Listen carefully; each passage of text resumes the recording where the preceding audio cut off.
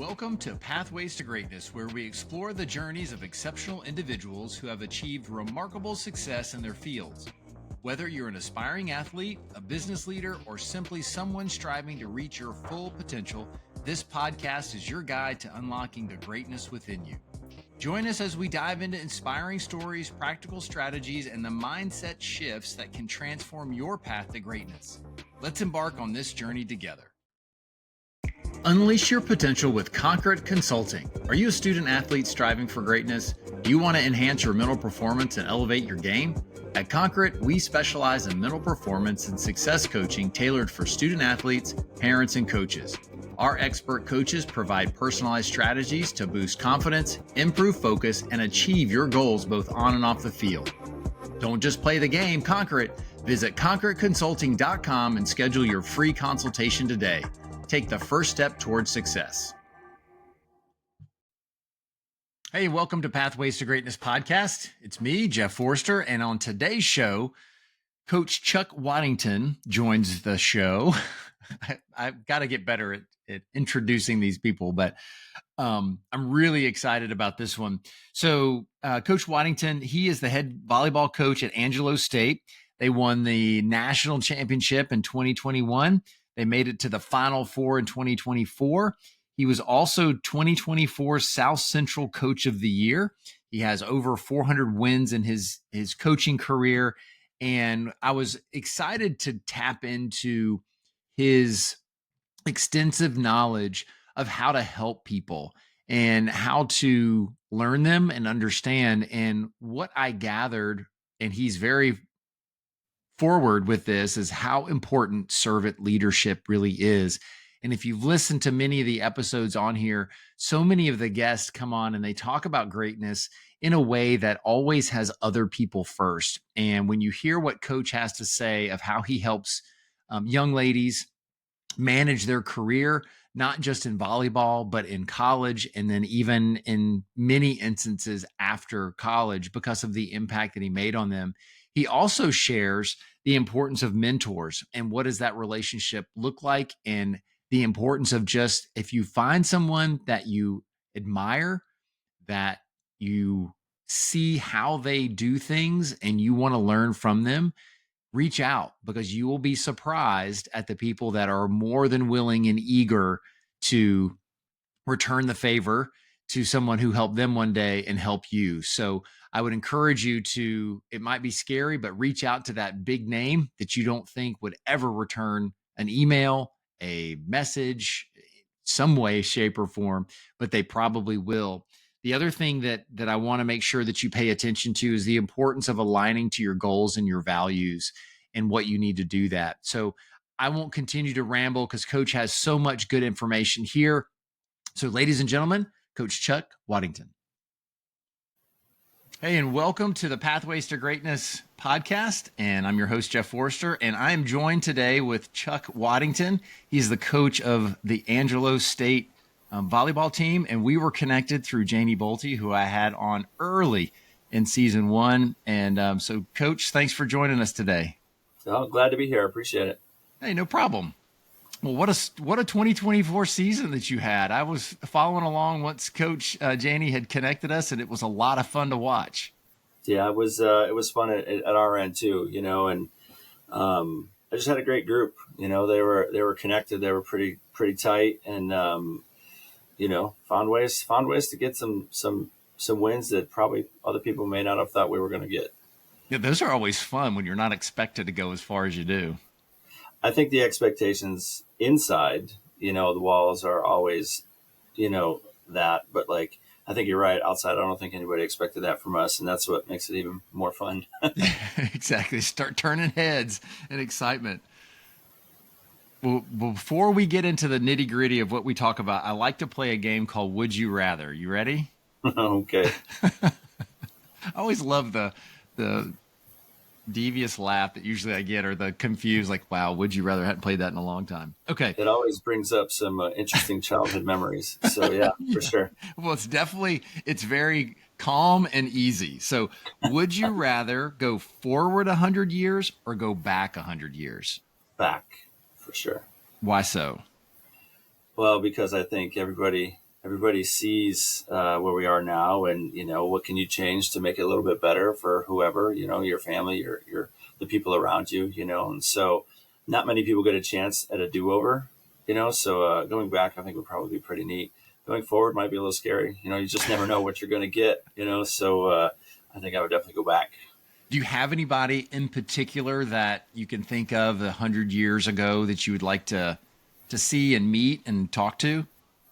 Well, growing up, I was, like in college, I have a degree in physics, and I chose not to really pursue that, after college. But like, just some of the people the thinkers of the time, who, the great inventors that got us through the Industrial Revolution, all those things, that kind of make, like, where we are today, what it is. I just think it would be pretty neat to meet and talk to some of those people. Yeah, and for me, along those lines, it's like, how did they battle the resistance of the naysayers that just rolled their eyes like, these people are crazy? Yeah, like cars, like well, that'll never work, like no, and here we are, I mean, pretty soon we're going to be in flying cars, that was supposed to happen a couple of years ago, according to Back to the Future, but it hasn't happened yet, so we're waiting on those. I saw an interesting thing that George Jetson was, I think, born this year. I was a big Jetsons fan. Yeah, if you look through, and I was like, I never really realized that. And then Lost in Space, the original series, it happened in the 80s. So it's like they were thinking that by 1980, because that was in the 50s when they made that, or 60s, that we'd have flying saucers going across the space, and now we can't even get back to the moon. Well, if we ever really did. I know. Yeah. There's all those conspiracies out there for sure. Yeah. Yep. Okay. So the next one, would you rather always know the right answer or always make the right decision? Oh, definitely make the right decision. Because I don't know very many people that like a know-it-all, but decisions are what make and shape everything you do, and all the people around you. And I think making the right decision, whether it's popular or not, that's not the issue. I think you always need to make the right decision. Yeah, I'm with you on that one. And some people, when I ask, they say, well, it just depends on the day, which I do agree that it's difficult. But I know many times I've known the right answer and I've chosen to not make the right decision, and it backfires. I'm like, well, I knew I was supposed to do that. Like I was talking to myself as I did the wrong thing. Like, you shouldn't be doing this. And I did it anyways. So I tell you what, with my team, we talk about choices all the time, and you're talking about greatness, and, you make 100 choices, maybe 1,000 choices a day. And some of them are really small and may seem insignificant, but if more of your choices are leading you towards great, it's going to be a pretty good day. But if more of your choices are leading you towards average, you're probably going to not have the best day, or not get where you want to get, not achieve the goals that you're going after. So it's a cumulative effect. I think making the right decision is a big piece of determining who you are. Sure. And then that brings a follow-up question is, and I'm sure some people might be thinking the same thing, is how do you know how to make the right choice? Because I know that in theory that the statement that you made is great. I 100% agree. So many people, though, are challenged with, I don't even know what that looks like. Yeah, no, I think you're right. I think it's if it was easy, everybody would be achieving goals left and right, but like, I think the biggest thing is, like, do the decisions you make, are they, like, you have these goals and standards and values and things that are important to you, and are the choices you make, do they align with those goals? Or do they take you in a different direction? And I think if you can make more choices that align with your goals and the things that are important to you, I think you're going to be okay. But you have to know what's important to you. I think that's the critical piece. Most people don't make choices. Well, I won't say most, I can't say that, but like, a lot of people make choices on a whim, and they forget about the things that are important to them. And because this is, convenient maybe, or just, it sounds really cool. But, if you can make choices based on your values, I think you're going to get to the right place, a lot faster. Do you have, I know this is a yes or no question, so it's not a great one, but do you have a system in place that you assist your players in identifying their values and their goals? I don't know if I would call it a system, but I think, everybody everybody's values and goals are different. So I don't think there's a set in stone way, but I talk to them about what's important to them. I talk to them about what's important to me in our program, and I think, if you're going to have a team that has strong chemistry, those two things have to align at some degree, but I don't think there's a set in stone way, but we do talk about, like, where do you want to be? Where do you want to get to? Like, not just on the court, but in the classroom, in the community. Like, what are the things that are important to you? Because I'm going to tell you what I think is important to me and us. And I hope that we can find some common ground there, So you start by sharing what's important to you, what your values, and that helps set the stage is what I'm hearing. Yeah. And I think that for us, it starts in the recruiting process, because I've said this all the time. Like, I'd rather have the right kid than the best kid, and sometimes the best kid is the right kid, but like who you are really matters to us. I mean, I sleep good at night because I don't get those phone calls, that some coaches might get from some of their players, because I try hard to take the time to really find the right people, and when you surround yourself with the right people, good things happen a lot. For sure. And one of the things that you shared in the video, it was a 10-year ago video that I watched. It was Wise Coaching. I thought, okay, this is going to be perfect.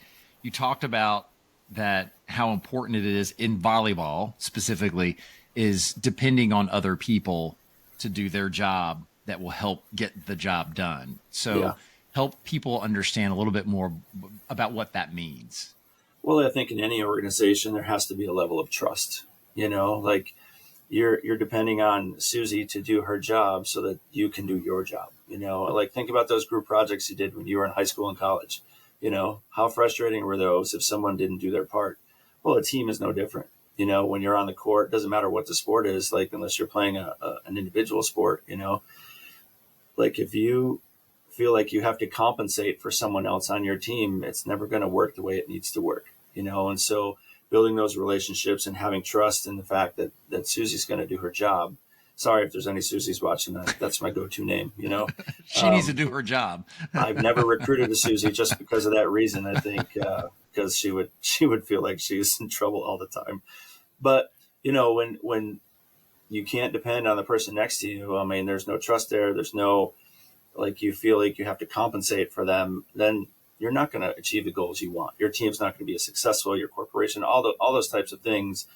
I think that interdependence is critical to having a great team and great chemistry. Well, and it's why in life it's so important to surround yourself with the right people. Jim Rohn said that you're the sum or the average of the 5 people that you surround yourself with. And it's the same thing in life, is that if you can't depend on your friends and they're taking you further away from your goals versus having you move towards them, you need a different group.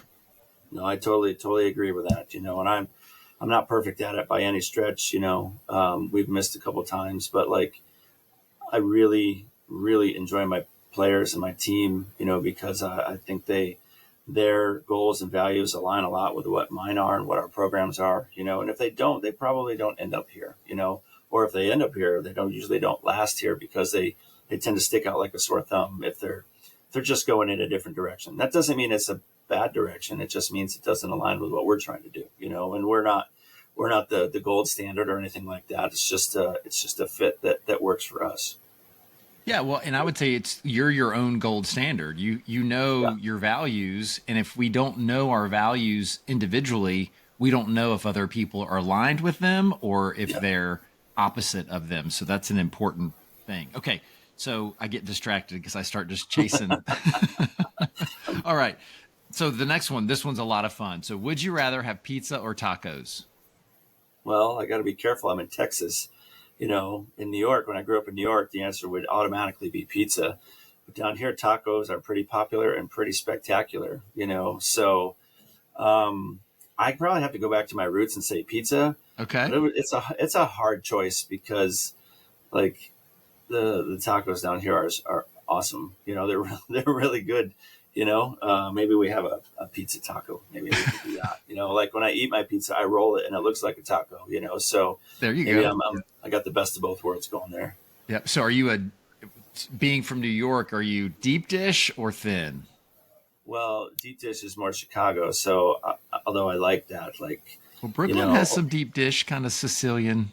a little bit, but not so much. I grew up in upstate New York, like in the Okay. mountains, and so I'm not a thin crust guy, just probably a regular hand tossed, But when Pizza Hut became a thing, when it became really popular in the late '70s, early '80s, pan pizza, everybody loved it, and so it's kind of a hybrid between hand tossed and deep dish, So I don't know. I like the crust to be a little bit crispy, like to have a Hmm. little bite to it. If it's soft, it's no fun.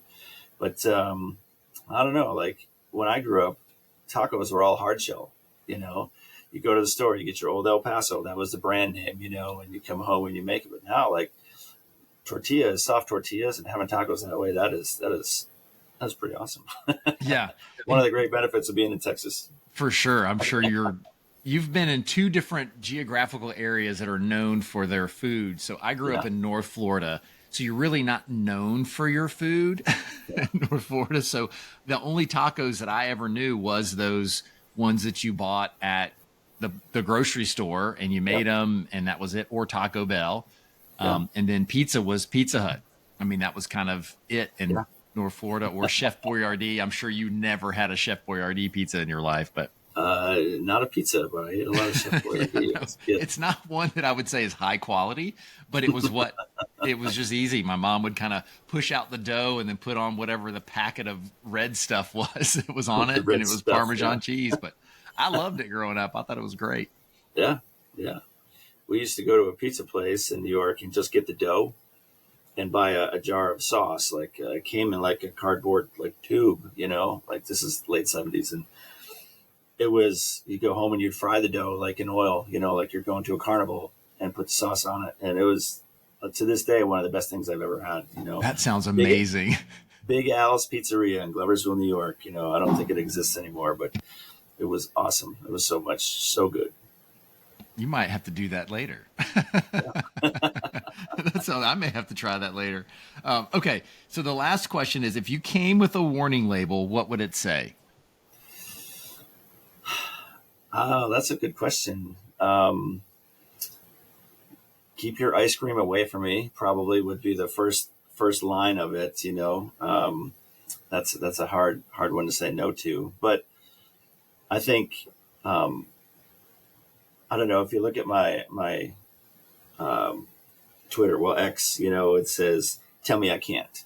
Like just challenge me. Tell me I can't do something, and I'm going to do it. Not because um, it's really just because I there's not a lot of thing I believe in myself, and if there's something I want to do and you tell me you don't think I can do it, I'm gonna make sure I can do it. Like moving from Florida to the middle of Texas. You know, there's a lot of challenges with teams and recruiting, but we've been pretty successful. And a lot of people are like, well, why would you take that job? And, well, now you know why, because everything we needed was here. But I don't know. Tell me I can't. Like, don't do that. Because I'm probably going to. That's awesome. So, in essence, I like that you use the word risk. And then the other thing that I was thinking of when you were talking is that it sounds like you don't like comfort. Well, you don't get anywhere that way. You don't. You stay. You get complacent. You don't change. You don't adapt. I think as man, when I got into coaching, like there was no technology, to kind of when you go recruiting, you'd have a big book and you'd have to thumb through all the pages. It's like 400 pages long to find what team is playing where and what player, but now everything is look at your fingers, and so if you don't adapt to that, well, you're going to get behind. I think that's important, but being comfortable is not, what's the next thing. I'm always, I don't like to sit and still. I don't like to be complacent. So, um, yeah, I think a few years back we won a national championship, and it was hosted at a big tournament site. And we celebrated with the team, and went and ate, and 40 minutes after finished eating, I'm back out recruiting, like just like that. Because I don't want to sit still. I want to get after whatever's next, and winning another one was what's going to be next. So that's kind of how I'm wired. And um, I function that way. You learn a new skill, you want to learn the next one. I think that's kind of how I operate. Sure. It's like when you were talking, I was thinking of the old phrase of ships don't sail on yesterday's wind. Yeah. It was yesterday's wind. My ship's not Yeah. going to move unless I get more wind today. And that's kind of That's right. where it is. And it's very synonymous with pathways to greatness, in the sense of, like I was telling you earlier, is that I started this podcast to help bring people on like yourself to share what are the different definitions of greatness, and that everybody's pathway is different. Nobody's that I've ever spoken to has a linear path, meaning it goes from A to B and it's a straight line with no challenges along the way. When you were talking about like looking for challenges, looking like not avoiding comfort, but knowing that being uncomfortable is just part of the process is so important. Because I just want to have people hear from people like you so they don't quit. I just don't want people to quit. I want them to persevere. I want them to constantly chase what their version of greatness is. So with all that being said, Coach, what would you say your definition of greatness is? I think that's a good question. Like, I don't know if I can do it simply, but chasing the things that matter to you, and like you said, you're going to have to get uncomfortable. You're going to have to be able to change, and make adjustments, because like who you are right now doesn't have the things that you want, and so you're going to have to go and prepare yourself to take some risks and get uncomfortable. And, choosing great, I think is like, nobody wakes up in the morning. And I've said this to my team 100 times, like, you didn't wake up this morning and say, man, hit snooze, and say, I can't wait to be average today. No, nobody does that. At least I hope nobody does that, but then, like I said, you go through the day and you have 100 choices in front of you, and some of them take you towards great and some of them take you towards average, and if you're making more choices that take you towards great, I think you're going to get there someday. It's not going to be instantaneous. That the world we live in now is really a lot about instant gratification, and just like, that's not the way it works. That's not the way it works for me anyway, and so if you find something that's important to you, you have to chase it. You gotta make the changes. You gotta take the risks, and they don't have to be huge risks. They can be small risks on a daily basis that get you to where you want to be. But I think greatness is about that chase, that the willingness to go and do something that's going to help you or make you better or make the people around you better or happier, like I think that's probably my definition of great. It's not about winning, it's not about I'm better than you.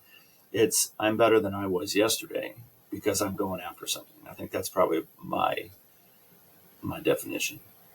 Yeah, so it's the process, not necessarily the outcome, because usually 100%. If the process is buttoned up and you're challenging yourself and your goals to be better than you were yesterday, you're going to win regardless of the score at the end. Yeah. Because that other person's wanting to be great too. In team sports, the other team wants to beat you just as much as you want to beat them. Yes, they do.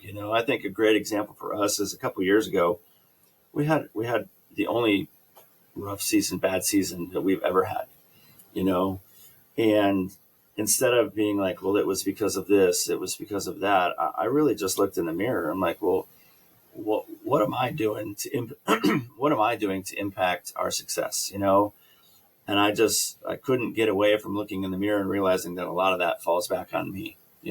Had great players, had just a great team, kids I really enjoyed, but I needed to make some changes. And so I just put my nose down and said, hey, we're going to fix this. And 2 years later, we're in the Final Four, so like, you have to take responsibility for what falls on you. And too many times it's just like, no, it's over there or it's over there, instead of it's right back at me, so I think that is hard to do. Nobody wants to admit that they've failed at something, but I think failure is the best teacher, and the best motivator for me anyway, because I never want to have a season like that again, and I don't want to ever look back and be like, well, this is on me. I want to make sure that I'm doing all the things I can to help my team and put ourselves in the best position to be successful. And I got comfortable. Like like when you get comfortable, because we've had success here for a long time, every year, and this is year 17 for me. I just finished. And maybe you stop doing some of those little things that are really important and you don't even realize it. And so when you go back and you take a deep dive analysis into what you're doing and why you're doing it. And you were like, holy cow, this all comes back to me. I think, that is growth. That's important for you to stay relevant in whatever business you're in, and I think that's an important process. And sometimes you have to learn that the hard way. You have to go through something to make you realize, man, this isn't just wake up and it does itself. Like, I have to be critically involved in everything that's going on to make sure that it's going the way it's supposed to go. Man, that's fantastic definition, because it's challenges me and it challenges other people. And there was a great book that I read, What Got You Here Won't Get You There. That's right. And I don't know if you've ever read that book, but it's fantastic. I encourage it. What's great about the book is you don't have to read it cover to cover. It can just go through spots that you would enjoy. So this gentleman, he coaches CEOs and high achievers. So he's like, I'm not teaching them how to do anything. These people are really successful. Yeah. I teach them what not to do or how to change small things. So one of the things is that superstition of, well, this is the way we've always done it. I've had success in the past, so I'm going to have success in the future. Yeah. What was that process for you to challenge yourself, since you had so much success, of, okay, what do I need to keep and what do I need to throw away? So it's like that start, stop, continue exercise that we do in business. Well, I think the start of it was discomfort, not wanting to feel that way ever again, and so you start to take a look at, like, what are we doing in the weight room? What do our practices look like? Are we playing the right schedules? Am I recruiting the right kids? Am I interacting? Am I connecting with my players? I think that was the biggest one, like my connection with my team, just wasn't what it needed to be, and my wife would tell me, man, you're just grumpy. You're getting old and grumpy. And I'm like, yeah, you're right, and so I can't change the old part, but I can change the grumpy part, and so I just really reinvested in my team, and I'm not their best friend or anything like that, but like, I think one of the things that draws kids to our program is just that people here care about them, and I felt like we maybe shifted away from that a little bit, and so reinvesting in my team and really just eyeballing everything that we were trying to do and making sure that it made sense and it aligned with what we wanted to be, the program that we wanted to be. And I tell you what, when it's not aligned, it's really hard to get where you want to go. And I can't tell you how much that matters in your day to day, like it's, like I said, it always comes back to choices, and, I used this example with one of my players. She's a new player that came in at semester. And I said, like, if you put a donut on the table, like, that's probably not the best choice for me, but I may take that choice. If I've made 100 other choices that are great and I make one bad choice, a small decision, that's probably not going to keep me from getting where I want to go. But if I consistently make that bad choice, I've got a stack of donuts and now I'm diabetic, and now it's my health and I've got problems, so like, you're not going to be perfect in this process. You're not going to make every perfect choice that you need to make to get you where you want to go. And that's okay. I mean, it's absolutely okay. But if you're doing that consistently, you're just never, you're going to, it's like a cartoon where you're running and you're not going anywhere, or you send the dog down the hallway and she slips and slides because she can't get her feet because it's too slippery. Like, you're just not going to get anywhere. So I don't know. I think that really sharpened my focus a little bit, knowing that I had to look at everything that we were doing and making sure it aligned with where we wanted to go, and again, that's not a perfect process. And there were plenty of things that I probably missed or could have chosen differently. But when most of those choices lead us towards something great's probably going to happen.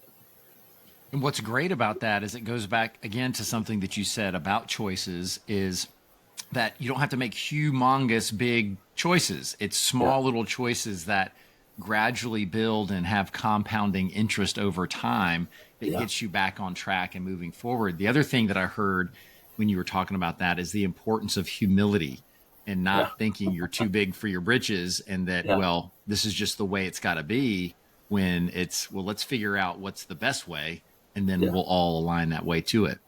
Yeah, I agree. It was very humbling, and just to have the season that we had, it was just like, well, maybe you're not all to that, like you got to like looking in the mirror is the most important thing you can do if you're not getting where you want to go. I'll tell that to anybody, and hopefully people understand you're not putting yourself down. It's just you gotta check yourself to make sure that like your choices you're making are aligned with where you want to be and what you want to do. And so like everybody does it every day. Like everybody makes choices, and you mentioned cumulative effect, like that's really what it is. You don't have to make a world changing choice. You've got to make a decision of where you want to be and then start living that and moving in that direction. It's that simple. I mean, it's simple to say it, I guess. It's hard to do it. But once you start that path, once you know that everything, like I tell my team, like everything matters. Everything. There's no little choices. I mean, it matters to somebody, to somewhere, to something. It matters. So think about your why and what you're trying to do and make sure that your choices matter the way you want them to matter. And what's great about that, Coach, is you can reprogram your brain. You can unlearn the negative self-talk, the you beating yourself up, because that's what happens. So many people just beat themselves up. And Yeah. I keep going back to the picture that you painted about hitting the snooze button and saying that you don't wake up saying that you want to be average, but yet our actions speak volumes to really what do we want to say? Is that if you're not saying that first thing that I want to be great, you very well could, all of your actions that day lead everybody to believe, well, Jeff just wants to be average today because he just does the bare minimum and to get by. And it's like my dad used to joke with the saying of, well, it's good enough for government work. That it doesn't have to be perfect. It just has to be good enough for government work.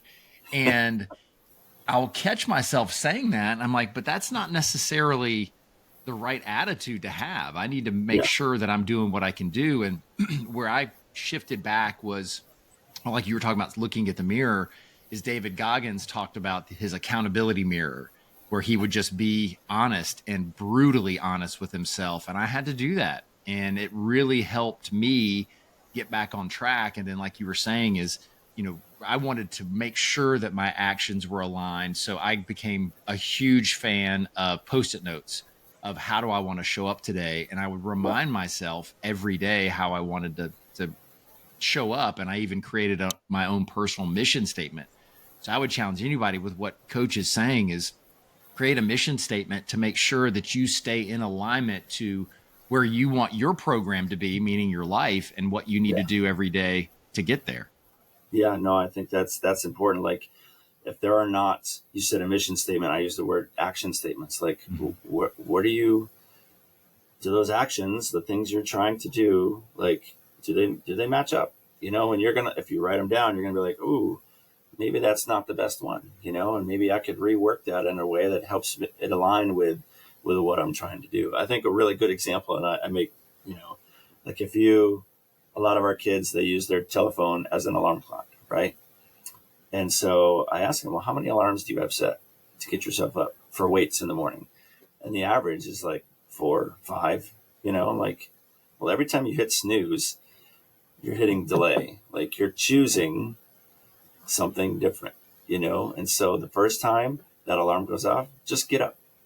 Just get up. That's the easiest thing you can do to start your day off with a choice that aligns with where you want to go. And they're like, but Coach, like that's my routine. I'm like, well, are you the player you want to be right now? No. Okay, well, let's start with that, and that's as simple as it needs to be. I've spoke in front of a couple big groups a couple times, and I always start with that. Like, how many of you hit snooze this morning, when your alarm went off? And 80% of the people raised their hand. I said, well, you're choosing average. And they're like, what? I'm like, this is what you're doing. You could start your day. You could wake up and choose to start your day when you set your alarm for. Like if you're not intending to get up until 8:45, don't set your alarm for 8:15. Set it for 8:45 and get up at 8:45. Like get rid of this wasted time, wasted process, and get to what's important. And they're like, that's interesting. I don't know how many people hit snooze the next day. But, it's just a way to kind of kickstart your thinking. Well, this is the easiest thing I could possibly do to start choosing great. Yeah, and it's I don't know if you're familiar with Ed Milet, but he's a great motivational speaker, has a really good podcast. But he talks about, and even Jocko Willenick talks about, when you hit snooze, you're negotiating with your goals. You're negotiating with your integrity as soon as you wake up. So what else are you going to negotiate with the rest of the day? Probably everything.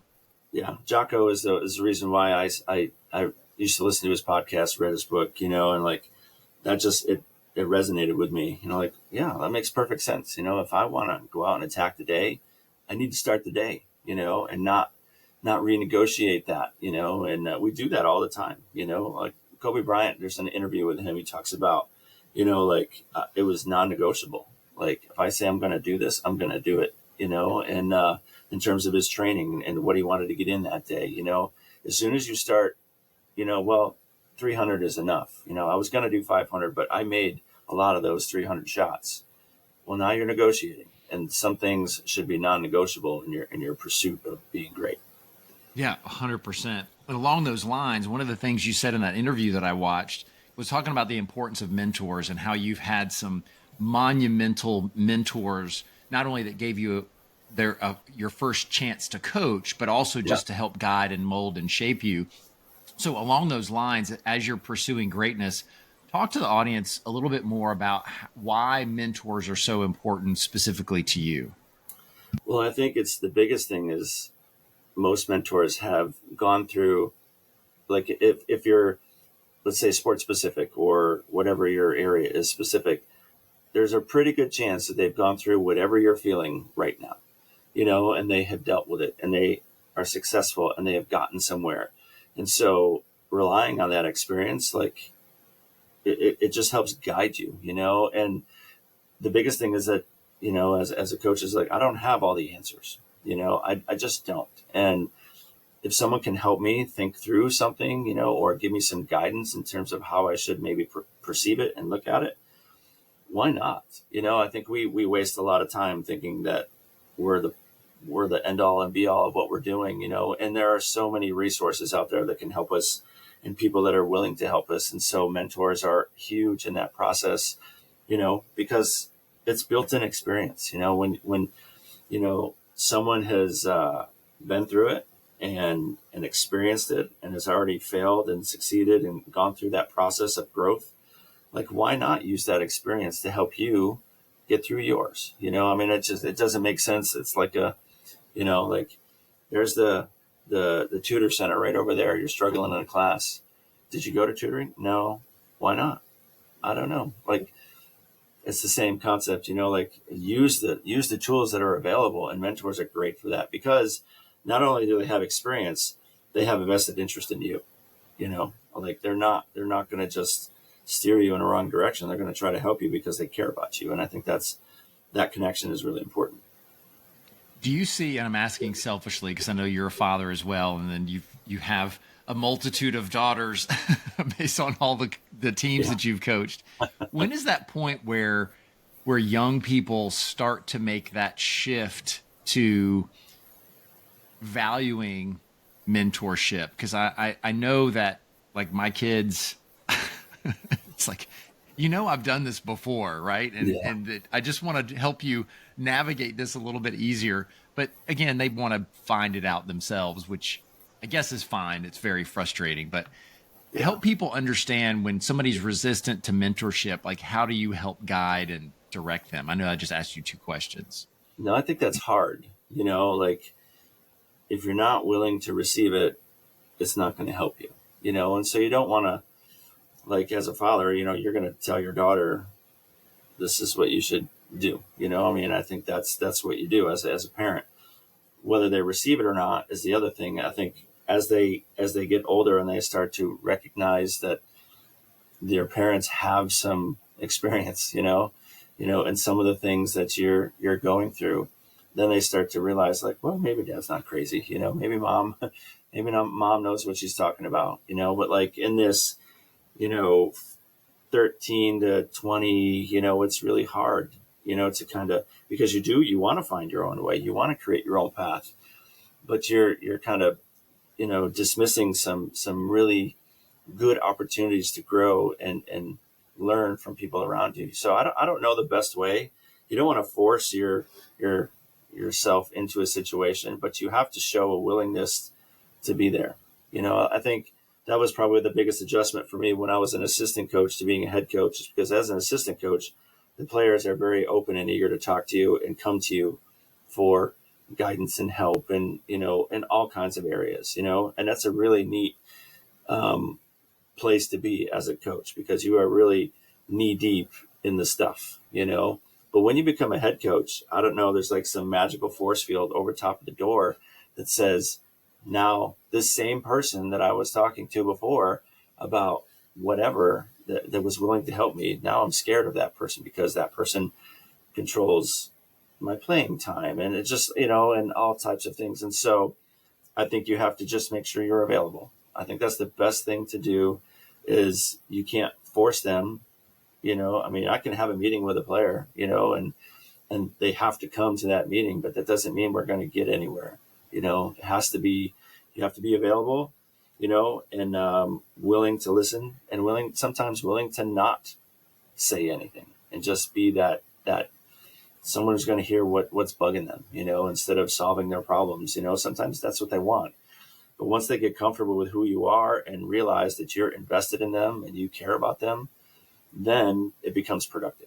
Then they can use you as a mentor. Like, I read a lot of letters for grad school and postgraduate stuff and job interviews. Like, even kids that I coached 10, 12 years ago, like, hey, can I use you as a reference for a job? I'm looking to make a change. I'm like, yeah, absolutely. So, but there's that fear factor initially, and so the best ability, I guess, is availability, just letting them know consistently that you're available, whether they take advantage of it or not. And so sooner or later, hopefully they will. And there's so much gold in that. So one is action speaks louder than words. What we had just talked about before, that if you are in that position of, like of authority, that you just be available. And it is interesting that assistant coach role is like the fun uncle or aunt that they can go to. And then you're the parent that, well, I don't want to go talk to my parent, at that point.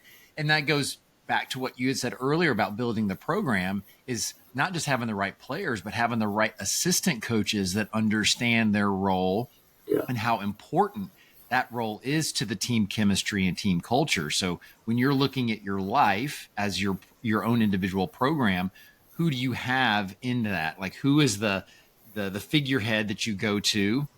And then who are those fun aunts and uncles that you can go to and openly talk to and hear? Because most kids, when you talk to kids later in life, they listen to their coaches, they listen to their aunts and uncles and their teachers, but their parents are ignorant and they don't know anything. They don't know anything.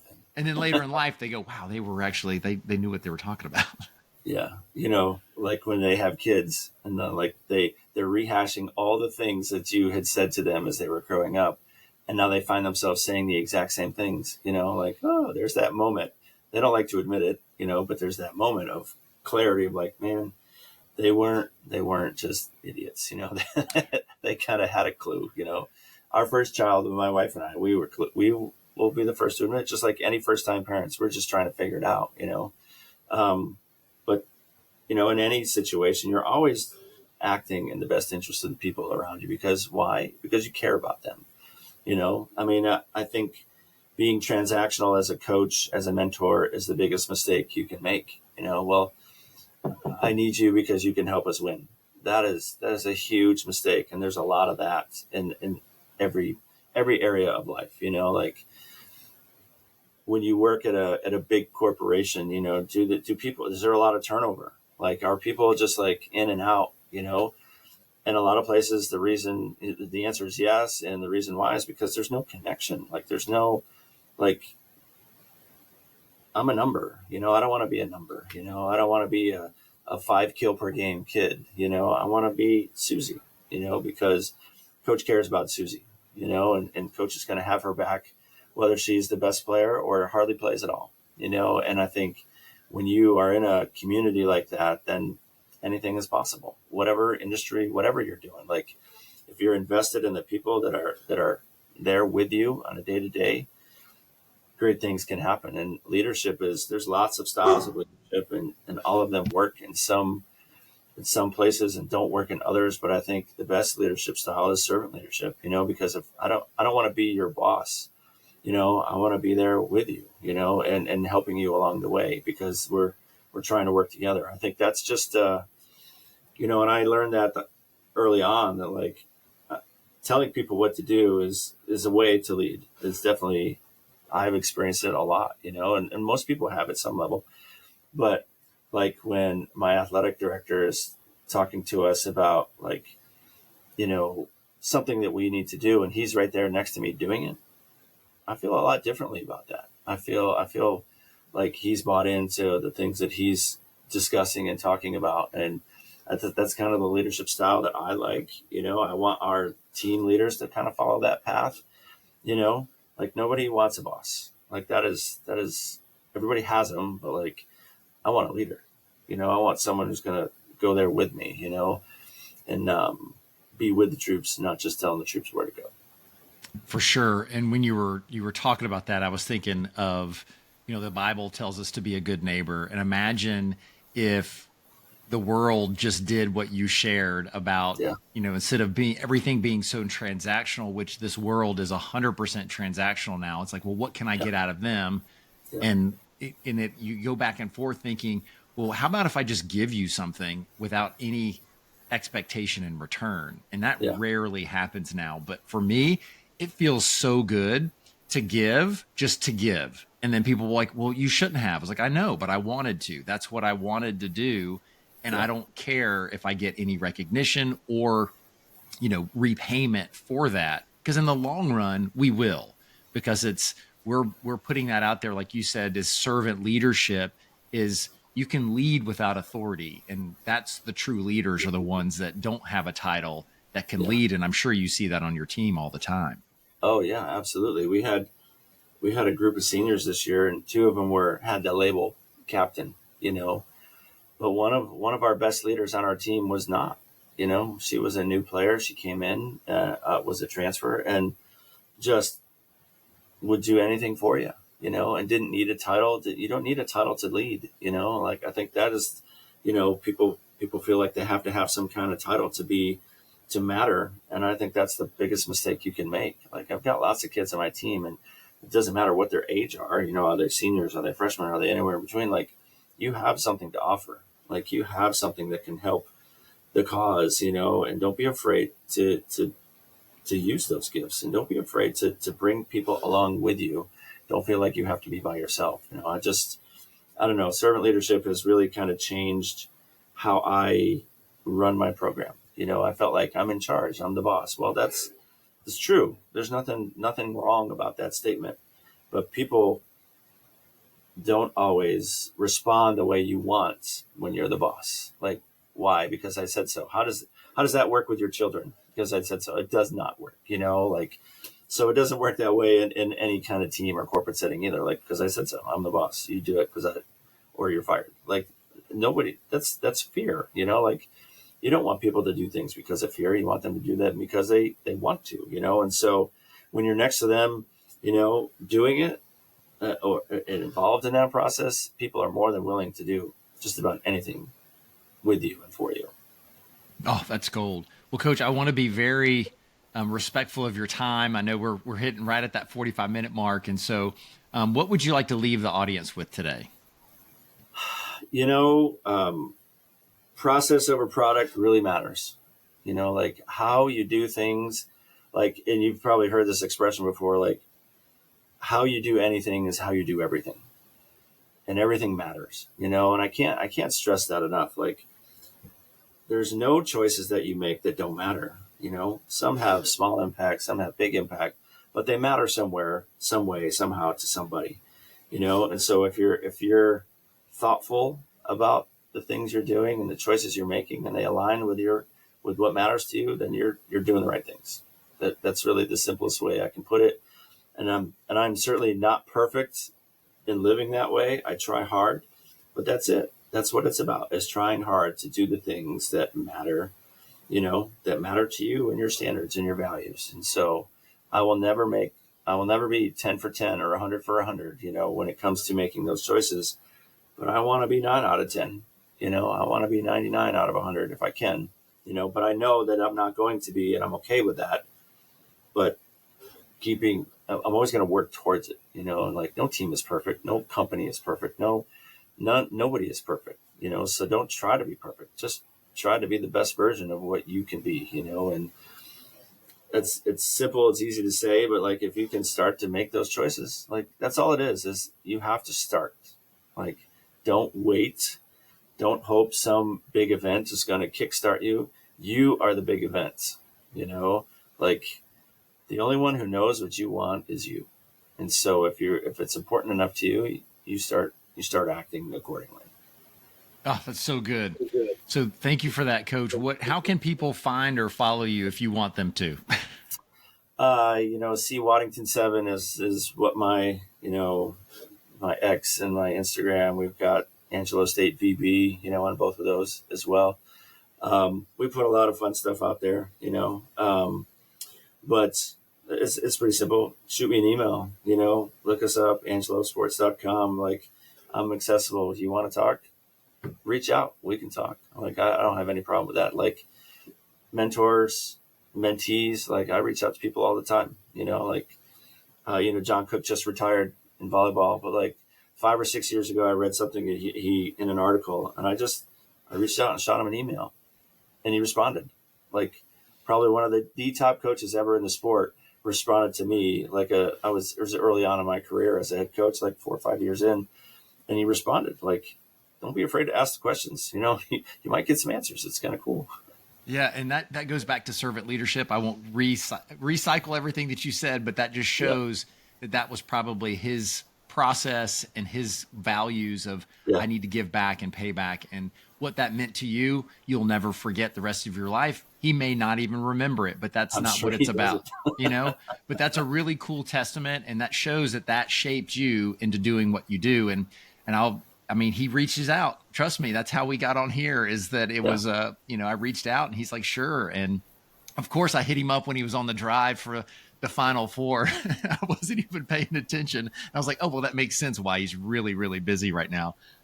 Coach, thank you. Hang on for a couple seconds, but thank you very much for coming on today. And you shared, I have 2 pages of notes. It was fantastic, and I really appreciate it. Well, you bet. Glad to be here. Yep. So ladies and gentlemen, Coach Chuck Waddington. Thanks for joining us on the Pathways to Greatness podcast. We hope that today's conversation inspired you to take steps towards your own greatness. Remember, every journey starts with a single step. If you enjoyed this episode, please subscribe, leave a review, and share it with someone who might benefit. Actually, share it with 3 people that you might think it might benefit. Until next time, keep pursuing your passions and carving your own path to greatness. Take care.